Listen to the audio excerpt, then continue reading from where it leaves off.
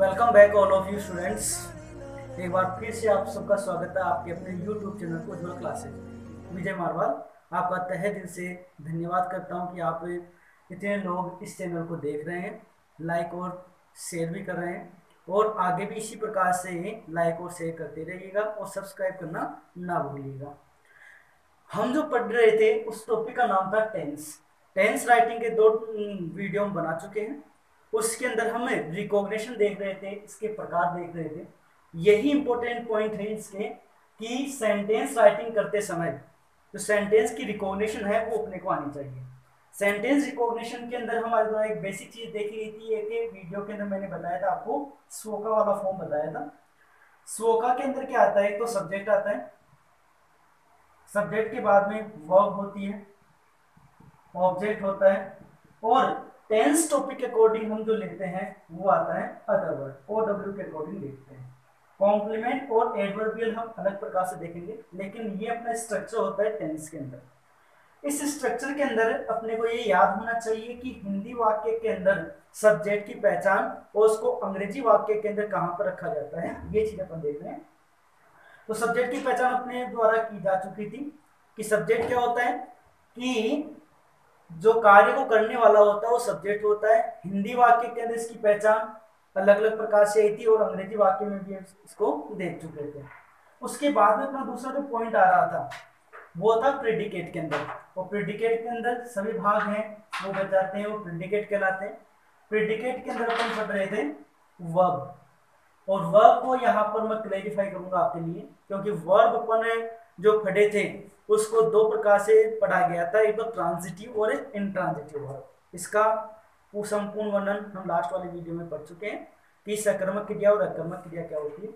इसके बाद जो टेंस के अंदर आने वाली जो वर्ब है वो दो प्रकार की होती है, एज ए एचवी और एमवी के रूप में। पहले हम एचवी को पढ़ेंगे, उसके बाद में एमवी तक जाएंगे। तो एचवी क्या होती है इसके बारे में देखते हैं। तो एचवी को मैंने यहाँ पर लिखा है कि एचवी जो संपूर्ण रूप से प्रत्येक टेंस के अंदर अलग अलग प्रकार से यूज की जाती है, और इसका कोई हिंदी वाक्य के अंदर विशेष पहचान नहीं होती है। देखो पहले हेल्पिंग वर्ब है, सहायक क्रिया, इसको शॉर्ट फॉर्म के रूप में एचवी के रूप में लिखते हैं। इसकी डेफिनेशन बहुत ही सिंपल सी होती है, क्या कि जो एमवी आने वाली होती है, मुख्य क्रिया आने वाली होती है, चाहे हिंदी वाक्य हो चाहे अंग्रेजी वाक्य के अंदर हो, तो उसको हेल्प देने वाली वर्ब भी क्या कहलाती है, हेल्पिंग वर्ब। कैसे इसकी डेफिनेशन अपन देखें, तो इसकी definition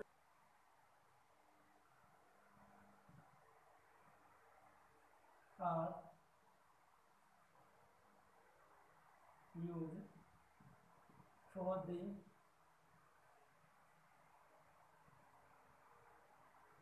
help of and the card HV means the verb are used for the help of and the, यानी कि वे क्रियाएं जो कि यूज्ड यानी प्रयोग की जाती है। the verbs are used यानी वे क्रियाएं जो प्रयोग की जाती है for the help of and the, मुख्य क्रिया की सहायता के लिए, वो हमारी क्या कहलाएगी, हेल्पिंग वर्ब कहलाएगी। यानी कि मुख्य क्रिया की सहायता करने के लिए जो वर्ब प्रयोग की जाती है वो कहलाती है हमारी एचवी। ये तो होगी इसकी डेफिनेशन। अब इसकी रिकॉग्निशन क्या होती है, रिकॉग्निशन पहचान। तो पहचान अपन देखते हैं। तो पहचान अपन दो रूपों में देखेंगे, एक तो हिंदी वाक्यों में और एक अंग्रेजी वाक्यों में। हिंदी सेंटेंसेस, हिंदी सेंटेंसेस में एचवी की जो पहचान होती है वो बहुत ही सिंपल सी होती है कि हिंदी वाक्यों के अंत में, कि जो हिंदी सेंटेंसेस होते हैं उनके अंत में जो रिकॉग्निशन वर्ड आते हैं, रिकॉग्निशन वर्ड मीन्स पहचान सूचक शब्द, पहचान सूचक शब्द, यानी कि हिंदी वाक्य के अंत में जो पहचान सूचक शब्द होते हैं वो पहचान सूचक शब्द क्या कहलाते हैं, हिंदी वाक्यों के एक एचवी के रूप में आते हैं। उन्हीं को अंग्रेजी वाक्य के अंदर लिखते टाइम पर एचवी के रूप में लिखते हैं। कैसे, हिंदी वाक्यों के अंत में जैसे रिकॉग्निशन वर्ड कौन से हुए, जैसे अपन टेंस पढ़ते हैं तो उसके अंदर ता है, ती है, ते है आता है, रहा है, रही है, रहे हैं आता है, चुका है, चुकी है, चुके हैं आता है, और पास्ट टेंस के अंदर देखा जाए तो जैसे आता है ता, था, ती थी, ते थे, आ, ई, ए, रहा था, रही थी, रहे थे। फ्यूचर टेंस के अंदर देखा जाए तो गागेगी एक्सप्रेस करता है रिकॉग्निशन वर्ड को। तो ये सभी जो रिकॉग्निशन वर्ड हैं वो ही सारे वर्ड हैं वो अंग्रेजी के अंदर एचवी के रूप में प्रयोग किए जाते हैं। तो एचवी नॉर्मल रूप से अपने को याद करना है कि रिकॉग्निशन वर्ड को ही अंग्रेजी के अंदर यूज करते टाइम पर एचवी के रूप में प्रयोग किया जाता है। ठीक है, अब इसके बाद में अंग्रेजी वाक्यों के अंदर इनका स्थान क्या होता है वो देखते हैं अपन। इंग्लिश सेंटेंस, हिंदी वाक्यों के अंदर रिकॉग्निशन वर्ड ही एज ए एच के रूप में काम में लिए जाते हैं अंग्रेजी बनाते समय। इंग्लिश सेंटेंसेज के अंदर जो ये जो एचवी आने वाली होती है टेंस के अकॉर्डिंग जो अपन यूज करेंगे एचवी, उनका स्थान कहां पर होता है। यहाँ हिंदी वाक्य में देख लिया था अंत में होता है, हिंदी वाक्य के अंत में होता है ये रिकॉग्निशन वर्ड। अंग्रेजी वाक्यों के अंदर एचवी का स्थान कहां पर होगा वो अपन यहाँ पर दो प्रकार से देखेंगे। देखो कि अंग्रेजी वाक्यों के अंदर इनका स्थान कहां पर होता है। मैं यहाँ पर आपको डायग्राम बना के बता रहा हूँ कि अंग्रेजी वाक्यों के अंदर एचवी का स्थान कहां पर होगा। बहुत ही सिंपल सा तरीका है, यदि वाक्य अपने पास में असर्टिव हो,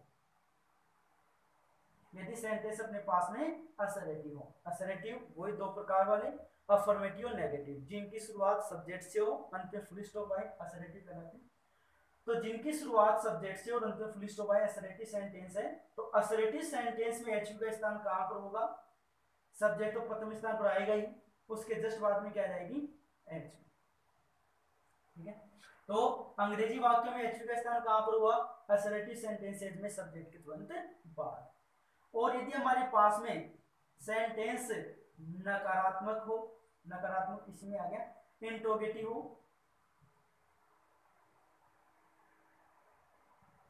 यदि सेंटेंस हमारे पास में इंट्रोगेटिव यानी प्रश्नवाचक हो, तो प्रश्नवाचक वाक्य के अंदर ये एचवी का जो स्थान है वो सब्जेक्ट से पहले का हो जाएगा।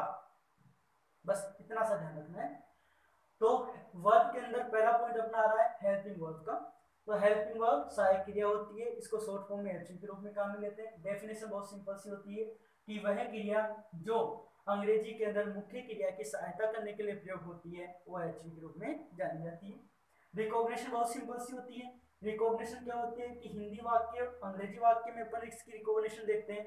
तो हिंदी वाक्य के अंदर क्या होता है, जो हिंदी वाक्य जो भी आते हैं उसके अंत में कुछ ना कुछ पहचान सूचक शब्द दिया हुआ होता है, वो पहचान सूचक शब्द ही अंग्रेजी के अंदर एचवी के रूप में काम में आता है। अब अंग्रेजी वाक्यों में वो एचवी कहां पर यूज होती है, देखो कहां पर प्लेस्ड होती है। देखो यहाँ पर कि हम वाक्य आगे पढ़ेंगे, affirmative, negative, interrogative, interrogative negative, ये चार प्रकार के सेंटेंसेस हम अपन टेंस टॉपिक में पढ़ेंगे। तो उस असर्टिव को, सॉरी अफर्मेटिव और नेगेटिव को मैंने असर्टिव में डिवाइड कर दिया है, अफर्मेटिव और नेगेटिव दोनों को असर्टिव कह रहा हूं। और असर्टिव सेंटेंस में एचवी का स्थान कहां पर होगा, सब्जेक्ट के तुरंत बाद का होगा। अपन यही फॉर्मूला देख रहे हैं, subject plus HV plus MV plus object plus other word, इस फॉर्मूले की ओर बढ़ रहे हैं। तो इस फॉर्मूले की ओर बढ़ते टाइम पर अपने को ये ध्यान रखना है कि इन सब वर्ड्स की अपने को पहचान आनी चाहिए। तो इसके अंदर पहली पहचान अपन कर चुके थे सब्जेक्ट की, उसके बाद में पहचान करें एचवी की। एचवी की पहचान यहाँ पर आ गई है। ये असर्टिव वाक्य हो तो असर्टिव वाक्य के अंदर अपन सब्जेक्ट के तुरंत बाद एचवी का प्रयोग करेंगे अकॉर्डिंग टू टेंस। अब सेंटेंस हमारा प्रश्नवाचक हो, चाहे वो प्रश्नवाचक नकारात्मक भी हो सकता है, तो इंट्रोगेटिव या इंट्रोगेटिव नेगेटिव सेंटेंसेस में क्या हो जाता है, यही एचवी सब्जेक्ट के पहले प्रयोग कर दी जाती है। तो हम यहाँ पर दो पॉइंट पढ़ चुके हैं, सब्जेक्ट और वर्ब। इसके अंदर कोई प्रॉब्लम नहीं होनी चाहिए, क्योंकि टेंस अपन पढ़ेंगे, टेंस के अंदर सेंटेंस पढ़ेंगे तो उसके अंदर अलग अलग प्रकार के एचवी यूज करेंगे अकॉर्डिंग टू टेंस। तो वहां पर हमें को ये याद रखना है कि एचवी हिंदी वाक्य के अंदर कहाँ प्लेस्ड हो रही है, वो रिकॉग्निशन जो वर्ड है वो अंग्रेजी के अंदर एचवी के रूप में काम में लिए जा रहे हैं, ये बातें वहां पर देखेंगे। अब इसके बाद में अपनी आ रही है दूसरी प्रकार की वर्ब जो एमवी के रूप में आती है, उसको भी ध्यान से देखेंगे कि एमवी का यूज किस प्रकार से किया जाता है। वो आता है मेन वर्ब, हिंदी में बोलते इसको मुख्य क्रिया। शॉर्ट फॉर्म हो जाएगी इसकी एनवी। मुख्य क्रिया, तो मुख्य क्रिया की परिभाषा अपन पहले पढ़ चुके हैं। तो मुख्य क्रिया किसे कहते हैं कि यदि किसी वाक्य में कार्य का करना या होना पाया जाता है तो वो कहलाती है हमारी मुख्य क्रिया। अब मुख्य क्रिया की पहचान क्या होती है, डेफिनेशन की हो चुकी है कि कार्य का होना या पाया जाना वही मुख्य क्रिया होगी। अब इसकी मुख्य जो चीज है वो आती है रिकॉग्निशन। रिकॉग्निशन पहचान। तो देखो इस पहचान में क्या होगा, तो पहचान बहुत ही सिंपल है। जैसे एचवी की पहचान किए थे, तो एचवी के अंदर क्या आया था कि हिंदी वाक्य था कोई भी, तो हिंदी सेंटेंस के अंदर हम क्या करते हैं कि स्टार्टिंग के तो सब्जेक्ट की पहचान हो गई है, ठीक है। उसके बाद में वाक्य के अंत में चलो, वाक्य के लास्ट में आ जाओ। वाक्य के अंत में आपको क्या मिलेगा, आर डब्ल्यू। आर डब्ल्यू का मतलब हुआ रिकॉग्निशन वर्ड। हिंदी सेंटेंस देख रहे हैं, तो हिंदी सेंटेंस के अंदर सब्जेक्ट की पहचान करने के बाद में लास्ट में चलते हैं। लास्ट में क्या आएगा आपके पास, रिकॉग्निशन वर्ड होगा, आर डब्ल्यू से इंडिकेट करें इसको, पहचान सूचक शब्द। तो ये दो वर्ड्स की पहचान हम कर चुके हैं। अब एमवी की पहचान देखो, हिंदी वाक्य के लास्ट में जाते टाइम पर उसको उल्टे क्रम में पहचान करते जाओ। उल्टे क्रम में पहचान करेंगे और उसको जिस प्रकार से पहचान करें उसी क्रम में लिखते जाओ अंग्रेजी बनाते समय, वो हो जाएगा हिंदी से अंग्रेजी में ट्रांसलेशन करना। बहुत इजी वे है, ये आपको बताया जाएगा। तो सब्जेक्ट की पहचान हो चुकी है, रिकॉग्निशन वर्ड की पहचान हो चुकी है। अब देखो रिकॉग्निशन वर्ड से जस्ट पूरा अपन देखेंगे, तो रिकॉग्निशन वर्ड के साथ जो वर्ड आता है वही क्या कहलाती है, हमारी एमवी कहलाती है। तो इसकी पहचान क्या हुई, देखो हिंदी वाक्य के अंदर इसकी पहचान देखें, हिंदी सेंटेंस। तो हिंदी वाक्यों के अंदर इसकी बहुत ही सिंपल सी पहचान होती है कि the words are the words is placed before the recognition word in the sentence called and। बहुत ही सिंपल सी डेफिनेशन है कि द वर्ड इज प्लेस्ड, यानी वह शब्द जो कि प्रयुक्त होता है बिफोर द रिकॉग्निशन वर्ड, इससे पहले, रिकॉग्निशन वर्ड से पहले, पहचान सूचक सबसे पहले इन द सेंटेंस वाक्य में, यानी कि वाक्य के अंदर पहचान सूचक शब्द से पहले प्रयुक्त होने वाला शब्द है वो क्या कहलाती है, हमारी एमवी कहलाती है। ठीक है। अब कैसे, कोई सा भी पूर्ण वाक्य देख सकते हैं कि प्रधानमंत्री द्वारा, भारत के प्रधानमंत्री द्वारा भारत के अंदर 30 मई तक लॉकडाउन की घोषणा की गई। बहुत ही सिंपल सा वाक्य कि भारत के प्रधानमंत्री द्वारा भारत में 30 मई तक लॉकडाउन की घोषणा की गई। तो यहां पर जो घोषणा की गई, घोषणा की गई, ये वाला लास्ट वाला वर्ड आ रहा है अपने को, और बीच में जो वर्ड आ रहे हैं उससे कोई मतलब नहीं है। अब यानी कि घोषणा किसके द्वारा की गई, घोषणा कौन करता है, तो ये तो अपने को सब्जेक्ट प्राप्त हो गया। दूसरी बात आती है कि एचवी, तो घोषणा की गई, अंत में ई आ रहा है ना, तो जिस वाक्य के अंत में आ ई ए आई ये कहलाता है पास्ट टेंस। अब इससे पहले क्या आ रहा है, घोषणा करना, तो घोषणा करना हमारे पास में क्या हो गई है, तो रिकॉग्निशन वर्ड से पहले जो अपने पास में जो वर्ड आएगा वो कहलाती है अपनी एनवी। इसी प्रकार से यहाँ पर कहा जाए कि मैं 2 सप्ताह से YouTube के उज्जवल क्लासेस चैनल पर अंग्रेजी कक्षाएं ले रहा हूँ। मैं लगातार 2 सप्ताह से YouTube चैनल उज्जवल क्लासेस में अंग्रेजी की कक्षाएं ले रहा हूँ, है ना। तो यहाँ पर अंत में क्या आ रहा है, ले रहा हूँ, ये वाला वर्ड आया अपने पास में। तो रहा हूं क्या आ गया, रिकॉग्निशन वर्ड, पहचान सूचक शब्द। उससे पहले क्या आ रहा वर्ड लेना, तो लेना हमारे पास में क्या हो गई है, एमवी। तो बहुत ही सिंपल सी पहचान होती है एमवी की हिंदी वाक्य के अंदर। वापस से देखना, कि मुख्य क्रिया क्या कहलाती है, कि किसी वाक्य के अंदर कार्य का करना या होना पाया जाता है, वही मुख्य क्रिया होती है। मुख्य क्रिया की पहचान बहुत ही सिंपल होगी। हिंदी वाक्य में देख रहे हैं पहले पहचान, तो पहचान क्या होगी कि वे शब्द जो हिंदी वाक्य के अंत में जो रिकॉग्निशन वर्ड आता है उससे पहले जो वर्ड प्रयोग किया जाता है वही हमारे पास में मुख्य क्रिया के रूप में प्रयोग होता है। ठीक है, अब इसके बाद में देखते हैं कि अंग्रेजी वाक्यों के अंदर इनका स्थान कहां पर होता है। एग्जांपल्स वगैरह मैं सारे यहाँ पे बता दूंगा। एक जो वीडियो होगा अपना वो सभी एग्जांपल्स वगैरह के ऊपर ही डिपेंड होगा, जिसके अंदर अपन संपूर्ण प्रकार से सेंटेंस की पहचान करेंगे। ये हिंदी सेंटेंस हो गया है, इसके बाद में देखते हैं अपन इंग्लिश सेंटेंस। इंग्लिश सेंटेंस अंग्रेजी वाक्य। अंग्रेजी वाक्य के अंदर एमवी का स्थान कहां होगा।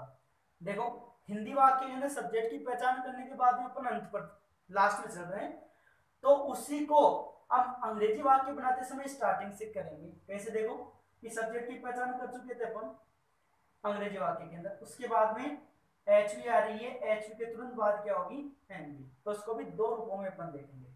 कैसे कि अगर मान लो कि हमारे पास में सेंटेंस बिल्कुल नॉर्मल स्थिति के अंदर हो, असर्टिव हो, है ना, तो असर्टिव होने पर सेंटेंस असर्टिव हो तो एमवी का स्थान कहां पर होगा, एचवी के जस्ट बाद का।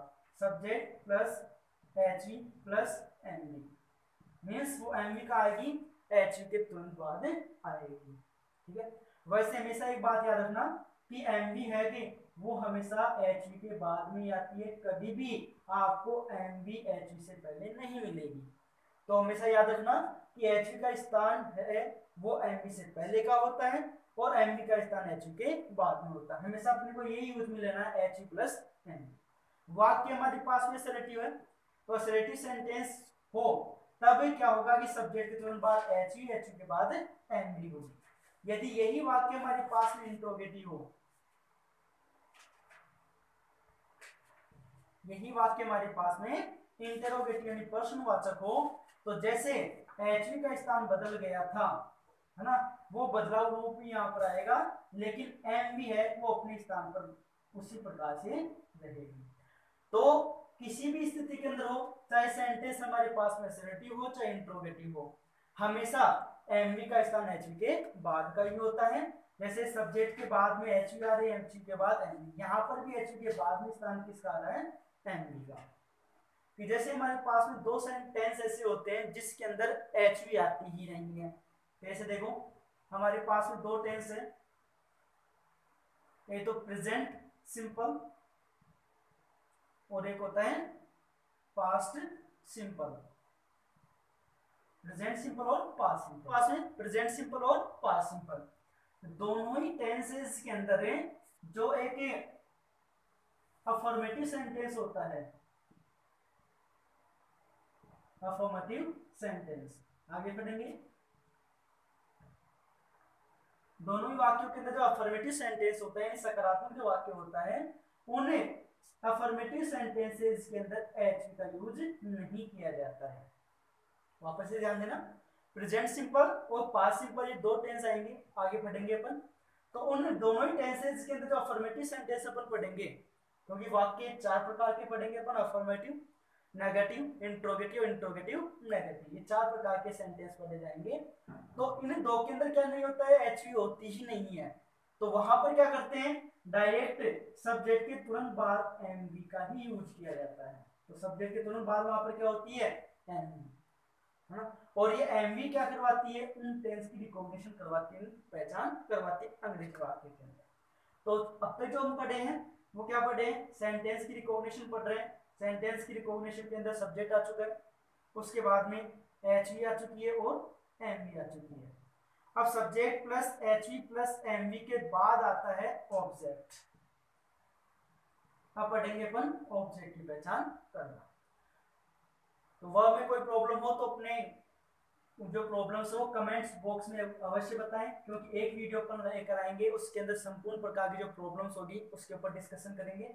तो जरूर अपने जो प्रॉब्लम्स हैं वो कमेंट्स बॉक्स के अंदर जरूर बताएं, ताकि हम उन प्रॉब्लम्स के ऊपर समाधान आसानी से कर सकें। हाँ, इसके बाद में अपन सेंटेंस रिकॉग्निशन के अंदर टॉपिक पढ़ रहे हैं। वापस से ध्यान देना, टॉपिक हमारा क्या चल रहा है, सेंटेंस के पार्ट्स। तो सेंटेंस के पार्ट्स के अंदर दो प्रकार के पार्ट्स किए गए थे, सब्जेक्ट और प्रेडिकेट। सब्जेक्ट अपन पढ़ चुके हैं, और प्रेडिकेट का पहला पार्ट है वो आया था वर्ब का, वो कंप्लीट हो चुका है। और प्रेडिकेट का दूसरा जो पार्ट है वो आता है ऑब्जेक्ट। ऑब्जेक्ट को हिंदी भाषा में बोलते हैं कर्म। देखो, बहुत ही सिंपल सी डेफिनेशन होती है इसकी।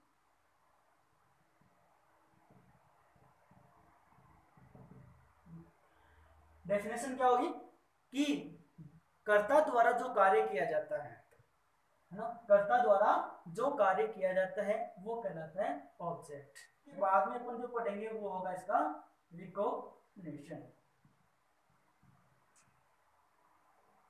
ये इंपॉर्टेंट है कि ऑब्जेक्ट की रिकॉग्निशन क्या होती है। वो टू वेज के अंदर पढ़ेंगे। पहला जो तरीका है वो है हिंदी सेंटेंसेस,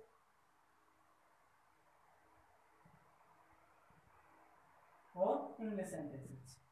तो पहले अपन रिकॉग्निशन देख रहे हैं हिंदी सेंटेंसेस के अंदर कि ऑब्जेक्ट की पहचान क्या होती है। तो देखो, हम पढ़ चुके थे, वापस से एक बार मैं पुनः आपको उसी स्ट्रक्चर के अंदर लेकर चलूंगा कि जैसे हिंदी वाक्य के अंदर हम सब्जेक्ट की पहचान करते हैं, सब्जेक्ट के तुरंत बाद वाक्य के अंत में चलते हैं। वाक्य के अंत में आपको क्या मिलेगा, आर डब्ल्यू रिकॉग्निशन वर्ड। उससे जस्ट पहले आपको क्या मिलेगी, फिर एमवी। तो उल्टे क्रम में अपने को पहचान करनी है वर्ड्स की। तो उल्टे क्रम में पहचान करते आएंगे तो अपने को जो पहचान वाले जो वर्ड्स है वो मिलते जाएंगे, और उन्हीं वर्ड्स को सिस्टमेटिक ढंग से आगे जचाते जाएंगे, तो अंग्रेजी के अंदर ट्रांसलेशन हो जाएगा। तो हिंदी से अंग्रेजी में ट्रांसलेशन करते समय इसी की महत्वपूर्ण भूमिका होती है। तो हिंदी सेंटेंसेस में देखो कि सब्जेक्ट की पहचान हो चुकी है, किसकी पहचान करें अपन, ऑब्जेक्ट की। तो ऑब्जेक्ट के अंदर आर डब्ल्यू आ चुका है, एम वी आ चुकी है। तो एम वी से जस्ट पहले अपन देखेंगे, एम वी से पहले, अगर एम वी से पहले आपको बिना कारक चिन्ह के, हिंदी वाला वर्ड याद रखना कि विदाउट कारक चिन्ह, हिंदी के अंदर अपन बोलते हैं बिना कारक चिन्ह के, बिना कारक चिन्ह। अब कारक चिन्ह क्या होते हैं वो देखो।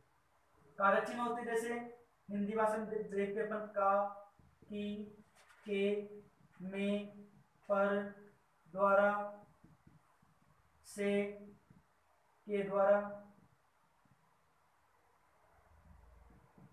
साथ, के साथ आदि वर्ड आते हैं। तो यानी कि वापस ध्यान देना कि हिंदी वाक्य के अंदर में रिकॉग्निशन वर्ड है, उससे पहले क्या आ रही है, एमवी। तो एमवी से पहले अपन देखेंगे, तो एमवी से पहले आपको बिना कारक चिन्ह के कोई शब्द मिलता है, बिना कारक चिन्ह के जो शब्द मिलता है वो क्या कहलाता है, हमारा ऑब्जेक्ट। ठीक है, तो बहुत ही सिंपल सी परिभाषा हुई हिंदी वाक्यों के अंदर ऑब्जेक्ट की पहचान कैसे करेंगे कि हिंदी वाक्यों के अंत में एमवी के जस्ट पहले, तो इसकी डेफिनेशन भी मैं यहाँ पर लिख देता हूँ। डेफिनेशन बहुत ही सिंपल होगी, कैसे कि हिंदी वाक्यों में आने वाली एमवी से ठीक पहले बिना कारक चिन्ह के आने वाला शब्द, बिना कारक चिन्ह के आने वाला शब्द क्या होता है, ऑब्जेक्ट। ऑब्जेक्ट होता है। जैसे कई प्रकार के वाक्य होते हैं, है ना, जैसे बहुत सिंपल सा वाक्य लेकर चलते हैं अपन, मैं पेन से लिखता हूं, मैं पेन से लिखता हूं। तो लिखने से पहले क्या आ रहा है, से, और फिर पेन आ रहा है। तो एग्जांपल यहां पर लूं मैं पेन से लिखता हूं, एक तो ये आ रहा है। एक ही आ जाए, मैं पेन से एक पत्र लिखता हूं। मैं पेन से एक पत्र लिखता हूँ और मैं एक पेन से पत्र लिखता हूँ, ये दो वाक्य हैं। तो देखो इसके अंदर मैं यहाँ पर क्या हो चुका है, सब्जेक्ट। क्यों? क्योंकि कार्य को करने वाला है। या इसको ऐसे लिख सकते हैं अपन, कौन लिखता है, तो आंसर क्या मिला अपने को, मैं। तो मैं क्या हो गया, सब्जेक्ट। इसके अंत में क्या आ रहा है, ताहू। ताहू क्या है, रिकॉग्निशन वर्ड है, तो उसको अपन इंडिकेट कर देंगे RW से। उसके जस्ट पहले क्या आ रहा है, लिखना। तो लिखना, लिखना क्या हो गई हमारे पास में, एम। ठीक है, इसको यहाँ तक इसमें पहचान करते हैं, ये सब्जेक्ट हो गया, ये RW हो गया, ये लिखना एम हो चुकी है अपने पास। अब देखो, अब परिभाषा देख रहे हैं ऑब्जेक्ट की, कि हिंदी वाक्यों में आने वाली एमवी, तो दोनों ही वाक्यों में एमवी क्या आ रही है, लिखना से पहले, ठीक पहले, बिना कारक चिन्ह के, बिना कारक चिन्ह के। देखो इसमें कारक चिन्ह आ रहा है, इसमें कारक चिन्ह नहीं आ रहा है, तो बिना कारक चिन्ह के आने वाला शब्द ऑब्जेक्ट होता है। तो इसमें बिना कारक चिन्ह के आ रहा है ये शब्द, एक पत्र, तो ये अपने पास में क्या हो गया, ऑब्जेक्ट। ठीक है, तो बिना कारक चिन्ह के आने वाला शब्द क्या हो गया, ऑब्जेक्ट। अब अपने पास में ये बात भी आती है कि यदि मान लो कि हिंदी वाक्यों के में आने वाली एमवी से ठीक पहले कारक चिन्ह के साथ में कोई शब्द आ जाए, कारक चिन्ह के साथ आ गया, तो ये कारक चिन्ह के साथ आने वाला जो शब्द है वो हमारी भाषा में टेंस राइटिंग के अकॉर्डिंग किस नाम से जाना जाएगा, OW, यानी कि अदर वर्ड के रूप में जाना जाएगा। तो यहाँ पर अपन एक नोट पॉइंट पढ़ सकते हैं, यहाँ तक वापस से एक बार डिक्लेयर करेंगे अपन कि यहाँ पर अपन पहचान करेंगे, ये सब्जेक्ट हो गया अपने पास में, ताहू रिकॉग्निशन हो गई है, एमवी लिखना हो गई है। अब एमवी से पहले देखेंगे बिना कारक चिन्ह के कोई शब्द आ रहा है, ऑब्जेक्ट होगा, और कारक चिन्ह के साथ आने वाला है वो अदर वर्ड होगा। इसको अपन नोट पॉइंट के रूप में लिख सकते हैं, कैसे देखो, नोट पॉइंट में क्या हो जाएगा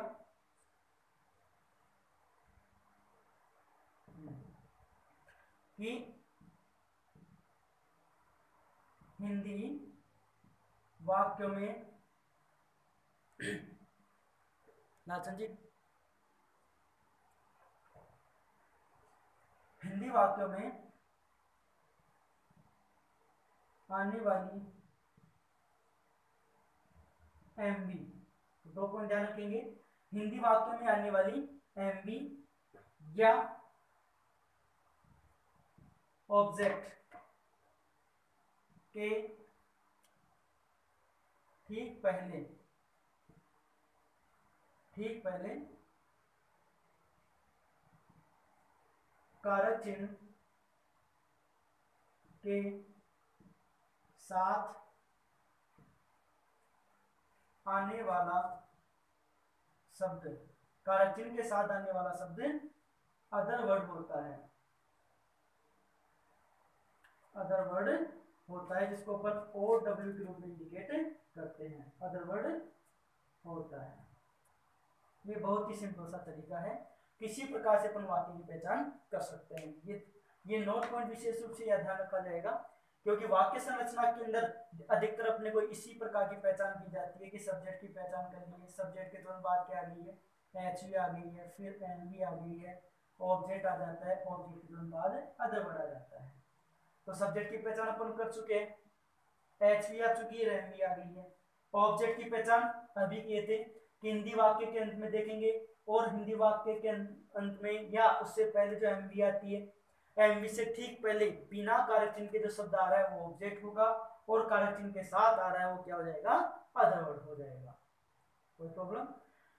तो यहाँ पर अब कोई प्रॉब्लम नहीं आनी चाहिए शायद, और एग्जाम्पल्स वगैरह देखेंगे तो एग्जाम्पल्स से भी ये भी प्रॉब्लम और दूर हो जाएगी। अब इसके बाद में देखते हैं अपन इंग्लिश सेंटेंसेज। तो इंग्लिश सेंटेंसेज के अंदर क्या होता है, उसकी पहचान भी बहुत ही सिंपल सी होती है। देखो, तो इंग्लिश सेंटेंसेज में क्या होगा, इंग्लिश सेंटेंसेज, तो अंग्रेजी वाक्यों के अंदर हम पहचान कर चुके थे सब्जेक्ट की, सब्जेक्ट के तुरंत बाद आई थी HV प्लस MV। तो जहां पर हिंदी वाक्य में पहले देख रहे थे MV से, अंग्रेजी वाक्य में क्या करेंगे, MV के तुरंत बाद देखेंगे। तो अंग्रेजी में तुरंत बाद देखेंगे, तो तुरंत बाद देखने पर देखो क्या होता है, तो MV के तुरंत बाद यदि एक वर्ड हो, याद रखना आप, जो कारक चिन्ह होते हैं, कारक चिन्ह, क्योंकि ये जो पॉइंट बनेगा इसी से बनेगा, कारक चिन्ह होते हैं, उन कारक चिन्ह के अंदर जो वर्ड्स आते हैं उन्हीं को अंग्रेजी में प्रेपोजिशन के नाम से जाना जाता है। उन कारक चिन्ह हैं, उन कारक चिन्हों को अंग्रेजी के अंदर प्रेपोजिशन के रूप में इंडिकेट करते हैं। तो यहाँ पर अपन क्या देखते हैं, देखो कि सब्जेक्ट एच और एमवी, एमवी के तुरंत बाद अपन देखेंगे, वहां पर पहले देख रहे थे, यहाँ पर क्या करेंगे बाद में देखेंगे। तो इंग्लिश सेंटेंस में क्या होगा कि एमवी के बाद, एमवी के बाद, एमवी के बाद बिना प्रेपोजिशन के आने वाला वर्ड, बिना प्रेपोजिशन के आने वाला वर्ड क्या होगा हमारे पास, ऑब्जेक्ट होता है। बहुत ही सिंपल सी पहचान है कि एमवी के बाद बिना प्रीपोजिशन के आने वाला शब्द ऑब्जेक्ट होता है। तो यहां पर भी हमारे पास में नोट पॉइंट बन जाएगा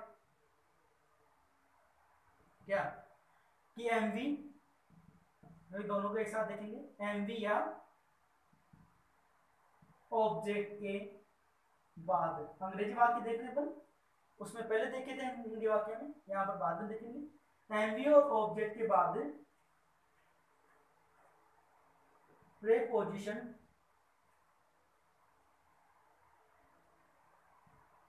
के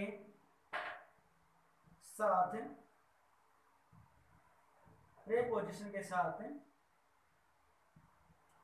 आने वाला शब्द अदर वर्ड होता है।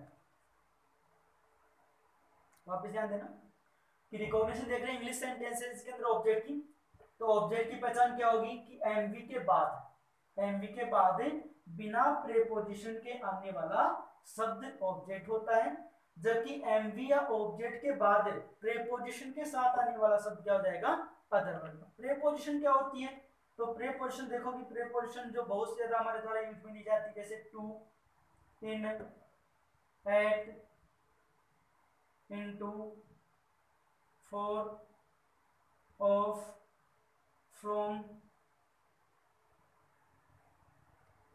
Of, under, between,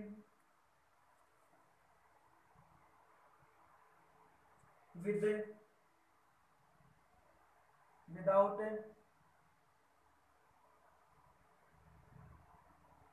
out, etcetera. तो बहुत सारी हमारे पास में प्रेपोजिशन होती है।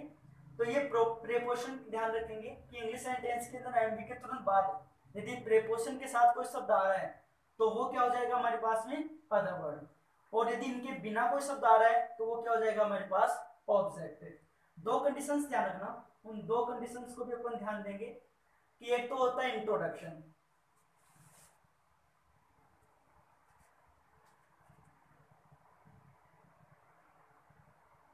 है ना, इंट्रोडक्शन वगैरह परिचय वगैरह करवाया जाता है, तो वहां पर प्रेपोजिशन का प्रयोग किसी स्थिति के अंदर ऑब्जेक्ट के रूप में भी किया जाता है।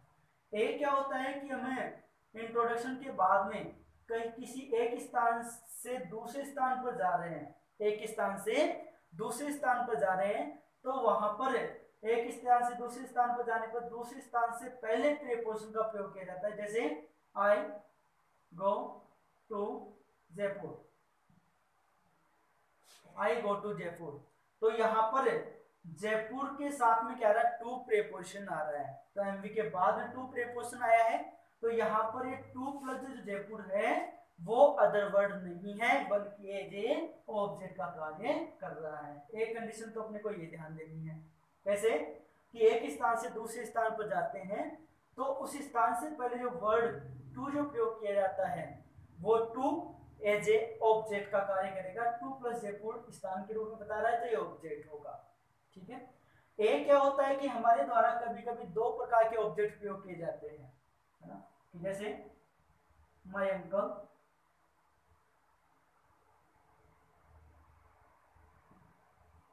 Gives me a gift on my birthday.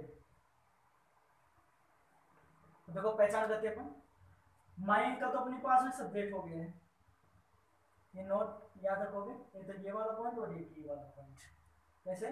Mind का तो हमारे पास सब्जेक्ट हो गया है, गिव्स हमारे पास में आ गई है एमबी। अब अपने को पहचान करनी है ऑब्जेक्ट की, तो ऑब्जेक्ट की पहचान करो, एमबी के बाद बिना प्रीपोजिशन के आने वाला शब्द क्या कहला रहा है? ऑब्जेक्ट। तो देखो गिव्स के बाद में यहाँ पर मी आया, विदाउट प्रीपोजिशन क्या है, तो हमारे पास में क्या हो गया? ऑब्जेक्ट। और गिफ्ट में बिना प्रीपोजिशन के आ रहा, तो ये भी क्या हो गया हमारे पास? ऑब्जेक्ट। ऑन प्रीपोजिशन के साथ आ रहा है, तो ऑन माय बर्थडे, ये क्या हो गया हमारे पास? Other word. ठीक है, तो अब इस वाक्य को मैं इस प्रकार से भी लिख सकता हूं कि इस दोनों प्रकार के ऑब्जेक्ट को मैं चेंज कर दूं, और ए गिफ्ट पहले लिख दूं और उसके बाद में दूसरा ऑब्जेक्ट लिख दूं।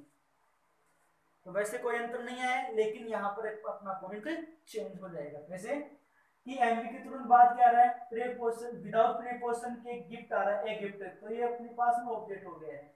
लेकिन इस मी से पहले क्या आ गया है? टू प्रीपोजिशन आ गए हैं। तो यहां पर एक पॉइंट ध्यान रखना कि यदि एक ही वाक्य में दो प्रकार के ऑब्जेक्ट आ रहे हो, ध्यान रखना, यदि एक ही वाक्य में दो प्रकार के ऑब्जेक्ट आ रहे हो और जिसमें दूसरा जो ऑब्जेक्ट, जो इनडायरेक्ट ऑब्जेक्ट है, किसी प्रीपोजिशन के साथ में आ रहा हो, तो उससे पहले उचित प्रीपोजिशन का प्रयोग किया जाता है। ये नियम भी है और ये ऑब्जेक्ट का कार्य भी करेगा, क्योंकि अपन ऑब्जेक्ट जो पढ़ेंगे वो दो प्रकार के ऑब्जेक्ट अभी पढ़ेंगे, तो उस प्रकार के ऑब्जेक्ट की स्थिति यहाँ पर प्रयोग की जाती है, तो ध्यान रखना। तो यहाँ पर हमारे द्वारा बेसिक सेंटेंस पैटर्न के अंदर क्या देखा गया है कि सब्जेक्ट इसकी पहचान हो चुकी है हिंदी और अंग्रेजी वाक्यों में। उसके बाद में वर्ब की पहचान हो चुकी है, वर्ब दोनों प्रकार की आ चुकी है, एच और एमवी की अलग अलग प्रकार से अपनी पहचान कर चुके हैं। हिंदी और अंग्रेजी वाक्यों में एमवी की, एचवी और एमवी की पहचान क्या होती है। उसके बाद में अपने पास में आया वर्ड ऑब्जेक्ट और अदर वर्ड। तो ऑब्जेक्ट और अदर वर्ड की पहचान भी हिंदी और अंग्रेजी में अलग अलग प्रकार से देख चुके हैं। अब यहाँ पर थोड़ा सा और डिटेल में आपको बताऊं, तो ऑब्जेक्ट भी यहाँ पर दो प्रकार के होते हैं, यहाँ पर मैं बता रहा हूं। ऑब्जेक्ट दो प्रकार से यूज होते हैं, एक होता है डायरेक्ट ऑब्जेक्ट और एक होता है indirect object. Direct object and indirect object. तो यहां से ध्यान दे लेना कि डायरेक्ट ऑब्जेक्ट किसके लिए यूज होता है? Direct object use for things, place and animal. यानी कि जो डायरेक्ट ऑब्जेक्ट होता है वस्तु, स्थान और जानवर के लिए प्रयोग किया जाता है, और इनडायरेक्ट ऑब्जेक्ट है वो यूज होता है यूज फॉर ओनली पर्सन्स, केवल व्यक्तियों के लिए।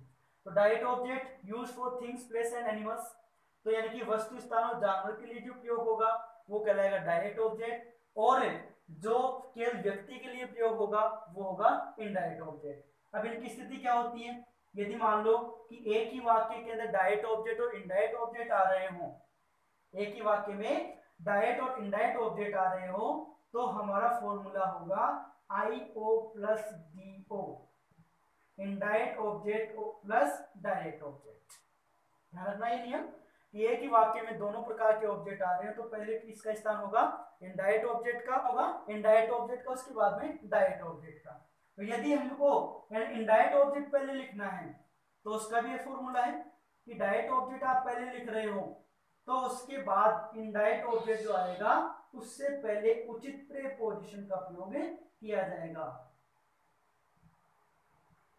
उचित प्रीपोजिशन का प्रयोग किया जाएगा। ये नियम ध्यान रखना।